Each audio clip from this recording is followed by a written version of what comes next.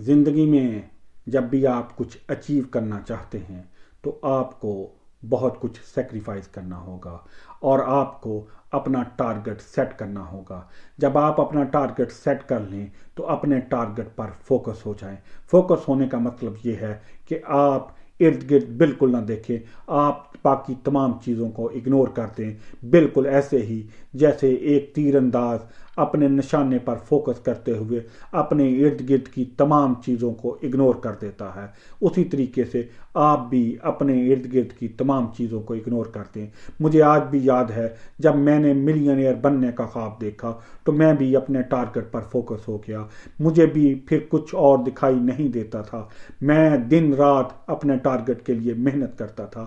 میری حالت یہ تھی کہ میں اپنے بچوں کے ساتھ صرف ویکنڈ پر ملتا تھا، میں اپنے بچوں کی تعلیم کے اوپر کوئی توجہ نہیں دے پاتا تھا، وہ سارے کام میری شریک حیات دیکھا کرتی تھی۔ یقین جانیں مجھے یہ بھی یاد نہیں ہوتا تھا کہ میرے بچے کون سی کلاس میں پڑھتے ہیں۔ یہ باتیں آپ کو فنی لگیں گی لیکن یہ سچ ہے، یہ ایک ایسا سچ ہے جو میرے ساتھ جڑا ہوا ہے، کیونکہ میں اپنے ٹارگٹ پر بہت زیادہ فوکس تھا۔ اس کے علاوہ ایک اور بھی سچ ہے، میں نے اپنے ٹارگٹ کو اچیو کرنے کے لیے اپنی صحت کا بھی بہت برا حال کیا، کیونکہ میرے لیے جنون کی حد تک میرا ٹارگٹ امپورٹنٹ تھا۔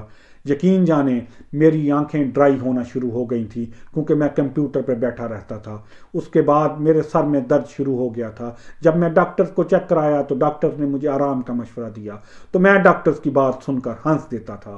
میں کہتا تھا پگلے تجھے کیا پتا میرا ٹارگٹ کیا ہے، میں تو اپنے ٹارگٹ کے لیے پاگل پن کی طرح سٹرگل کروں گا، یہ ہیلتھ کیا ہوتی ہے۔ تو میں جب بہت زیادہ کام کرتا تھا آفس کے اندر تو میرے سر میں بہت زیادہ درد اٹھ جاتا تھا۔ یقین جانیے گا اس درد کی وجہ سے میں آفس کے فلور پر لیٹ جاتا تھا۔ مجھے کوئی پرواہ نہیں ہوتی تھی کہ میں آفس کے فلور پر لیٹا ہوا ہوں، کیونکہ میرے لیے میرا ٹارگٹ ہی امپورٹنٹ تھا۔ یہ میرا چھوٹا سا ٹارگٹ تھا۔ دنیا کے اندر بڑے بڑے لوگ گزرے ہیں جنہوں نے اپنے ٹارگٹس کے لیے بہت زیادہ سیکریفائز کیا ہے۔ ایک نام وراٹ کوہلی کا، جس کو آپ سب لوگ جانتے ہیں، کرکٹ کی دنیا کا ایک مانا ہوا نام۔